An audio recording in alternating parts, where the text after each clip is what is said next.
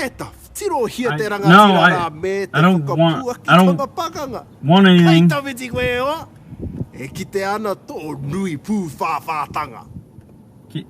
Can you go? You're making me very uncomfortable. Please leave. Please leave. What's cooking, gamers, and welcome to the video. In this one I'm going to kind of showcase my thought process in the first kind of 40 turns of the game to just kind of help those people that are a little bit unsure on what to do at the start and how to play as efficiently as possible. So let's get into it. Okay, so obviously we want to settle our capital in a really good and efficient place so they can be surrounded by good yields and has a lot of room to play some good districts. So first of all, we want to turn on our yield icons. This just helps us see where the good yields are and just makes it easier when deciding where to place our capital. So you can see here that we're already surrounded by some pretty good tiles. We've got one here with 2 food, 2 production, one here and one here, as well as we've got an amenity over here and a lot of room to build some mines and quarries. So based on this, I'm thinking I want to settle here so that I can take advantage straight away of these 3 tiles once I get 3 populations. So I think I'll do that. So I'm going to settle. Okay, so immediately I want to start scouting with my warrior. I'm going to go this direction. I want to get a good idea of the area I'm dealing with. I also really want to find some city-states first, because if you're the first nation to find them, then you automatically get one envoy. So for our first production, we can see that we have a population of 1, and this 5 above it means that there's 5 turns until that grows to 2. And what does that mean for us? So in order to start building a settler, you actually need to have a population of 2. So this basically means that there's going to be a 5 turn wait until we can build this settler. So what should I build now? We don't really need military units. A builder wouldn't be a bad idea because we've got some resources around us, but we don't really need that right now because we haven't finished the research to be able to improve them. A monument wouldn't be a bad decision, but it's a bit pointless because we've already got this silk here which gives us 1 culture anyway.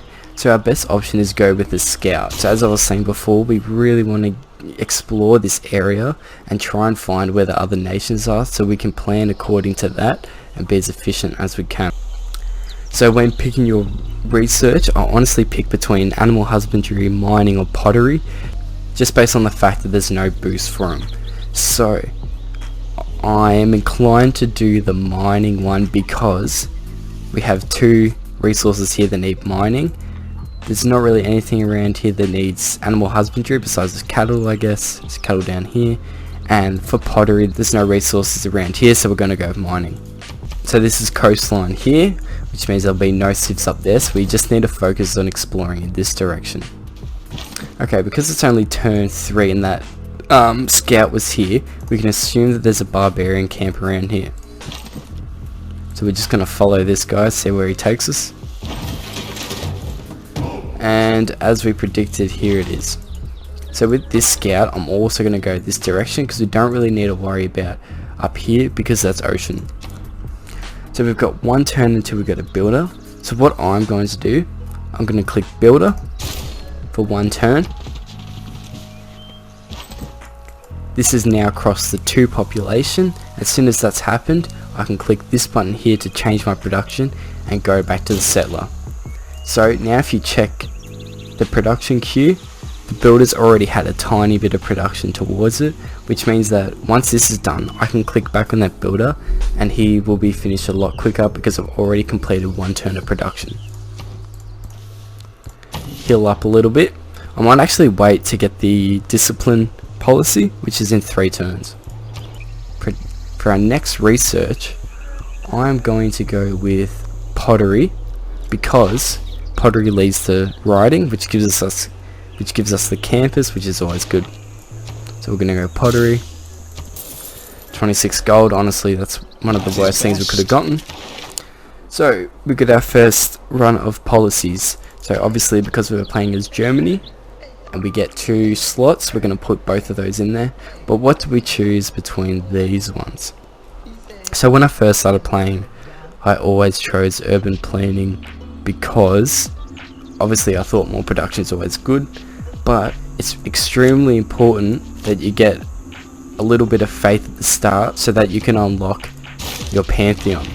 So the pantheons are really critical for success at the start, and if you don't have any resources around you that give you faith, or you don't have any religious city-states near you, obviously you're not going to get any faith, and you're just going to waste time trying to get to that pantheon. So the idea is to get it as quickly as you can.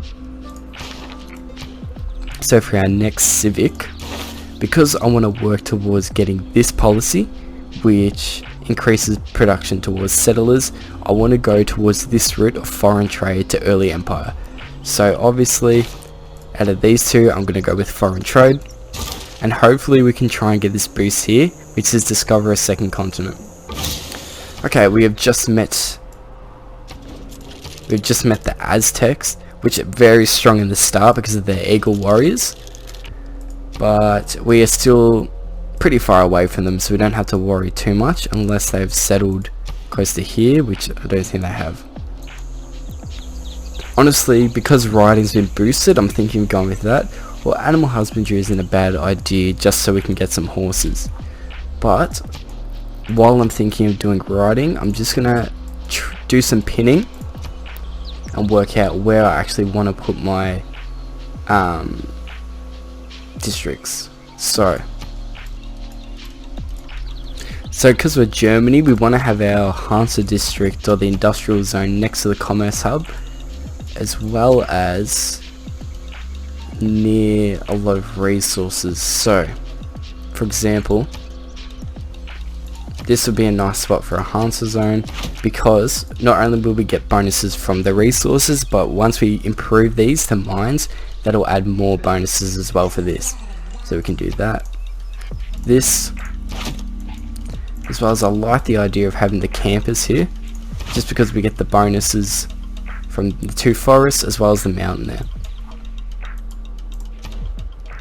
So I will go for riding as we keep exploring.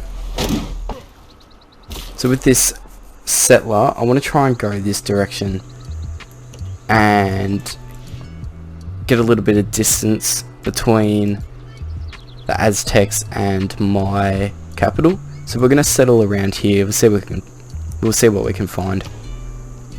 So I'm going to choose to finish the builder, and because we found that goody hut with the faith in it, it means that we can get our pantheon. So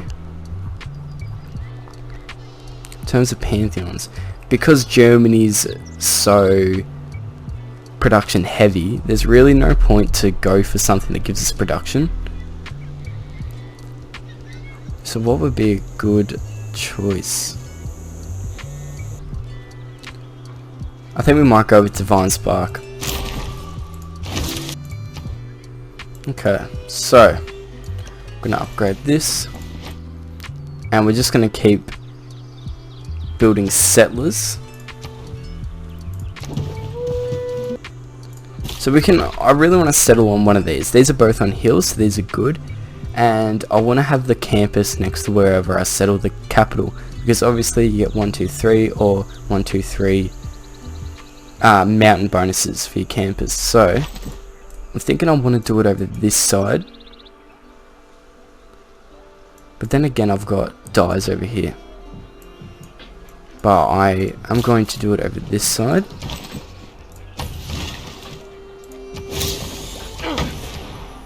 As we start to improve our capital a tiny bit more. Writing means we will unlock animal husbandry now, because we don't really have anything that's boosted that we want. Masonry is kind of pointless at the moment, and sailing is kind of pointless at the moment because we don't have a city on the coast.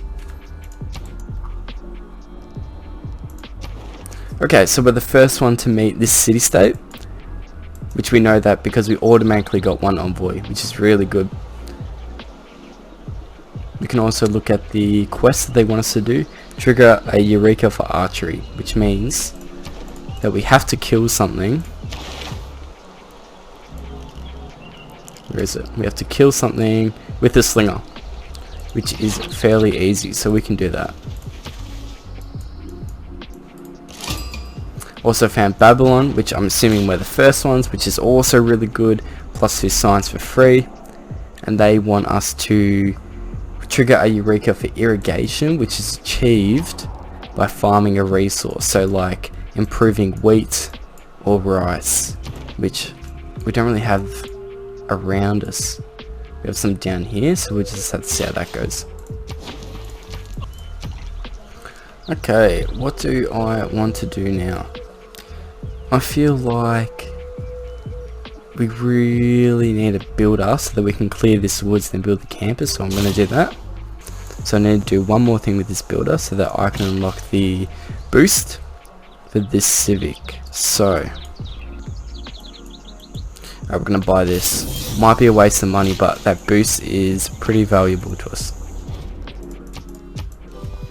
Alright, we're going to send this warrior to take care of this camp up here and farm a resource.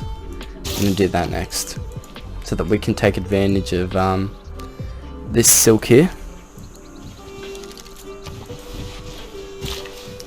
And boom, craftsmanship is unlocked. Horseback riding too, which is good because we've got horses here. That's the positive aspect. Okay, so because we've already got that pantheon, we can take that out and replace it with this one because we don't have trade routes and we don't have any naval units.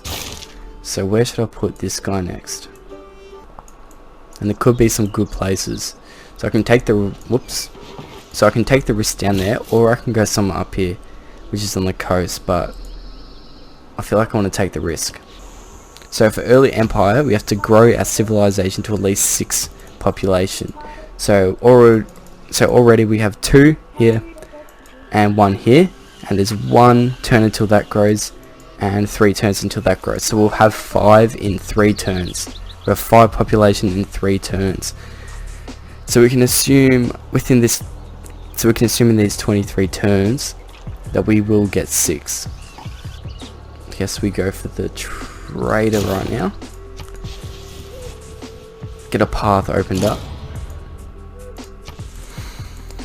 Okay, so irrigation is complete. And we can actually... This is a tough decision. Because we're going to have our trade routes soon, currency is going to be unlocked. And currency will be really handy at the start here. Masonry, not that useful. Bronze working, not that useful. Don't really need archery. I guess we just go for currency. So what's going to happen is we clicked on this. The boost is to make a trade route. Now that this is unlocked, we can click that and boom. That's 4 or 5 turns just gone like that, just by playing efficiently.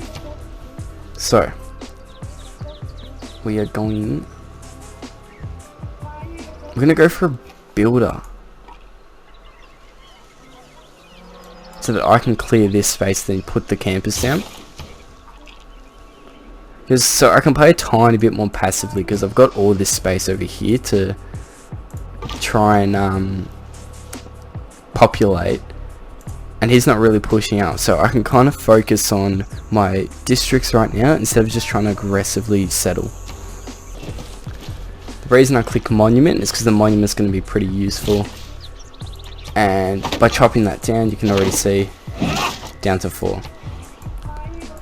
We will place this campus here.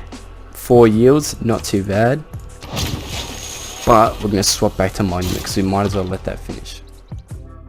Okay guys, that was part 1 of the guide. I hope you enjoyed. I'll be working on part 2 and I'll try and get that out as quickly as I can. So if you want to know when I upload it, subscribe, ring that bell, all that good stuff.